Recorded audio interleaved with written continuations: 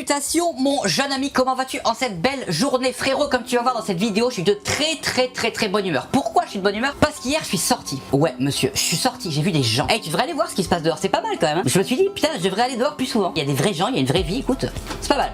Bref, dans la vidéo d'aujourd'hui on va parler de Stripe. Comment éviter de se faire bloquer par Stripe? Parce que ça en ce moment c'est le sujet qui occupe toutes les préoccupations. Stripe, Molly, Stripe, Molly. Donc on va en parler dans cette vidéo. Mais avant tout, tu connais la règle, la loi sur ma chaîne. Mets un pouce bleu. Maintenant, là, vas-y. Voilà, merci beaucoup. Abonne-toi et active la petite...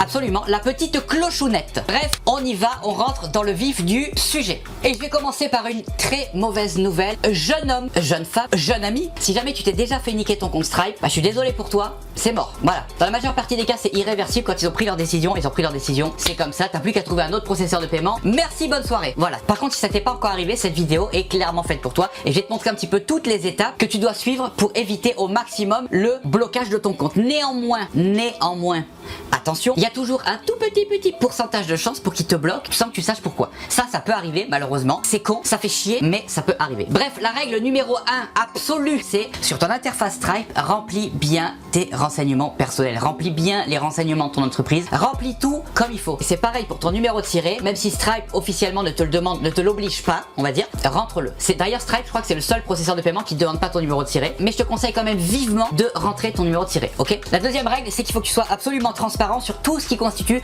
ton site, tes produits, peu importe, il te faut de la transparence. Ce qui m'amène au point numéro 3, les frais de livraison et les délais de livraison, il faut que ce soit visible. Il faut pas que ce soit caché au fin fond de ta FAQ. Non, en fait ce qui se passe c'est que Stripe, quand tu ouvres ton compte, ils vont vérifier toutes les informations que je vais te donner là, et puis plein d'autres encore. D'ailleurs si ça t'intéresse, dans la description je vais te mettre un petit PDF à télécharger, tu pourras trouver un petit peu toutes les règles de base qu'il faut absolument suivre pour éviter de te faire niquer ton compte Stripe. Il y a des choses que je te dis là et d'autres choses encore en fait. Avant d'ouvrir ton compte sur Stripe, vérifie que tout est ok, d'accord? Bref, les frais de livraison, les délais de livraison, il faut que ce soit évident et que ce soit visible partout. La quatrième règle, je pense que c'est la quatrième ou la troisième, je sais plus. Bref, on va dire que c'est la quatrième. La quatrième règle absolue, c'est ton footer. Il faut qu'on retrouve tout le nécessaire dedans. Conditions générales de vente, politique de confidentialité, politique de retour, tout ça, il faut que ça soit absolument dans ton footer. D'ailleurs, c'est une des raisons principales qui font que Stripe ferme des comptes, hein. C'est qu'il manque des trucs dans le footer. Donc n'oublie pas de bien tout renseigner dans ton footer. La RGPD aussi, pareil, n'oublie pas la RGPD. La cinquième règle, c'est comme je te disais au début, n'oublie pas de renseigner l'URL de ton site dans les renseignements de Stripe. C'est super important parce que comme je viens de te dire, ils vont vérifier. La sixième règle, il faut que ton site soit le plus professionnel possible. Stripe ont de plus en plus de boulot, ont de plus en plus de gens qui demandent à créer des comptes, qu'ils commencent à devenir de plus en plus sélectifs. Donc ton site doit être vraiment pro. Le septième point qui est extrêmement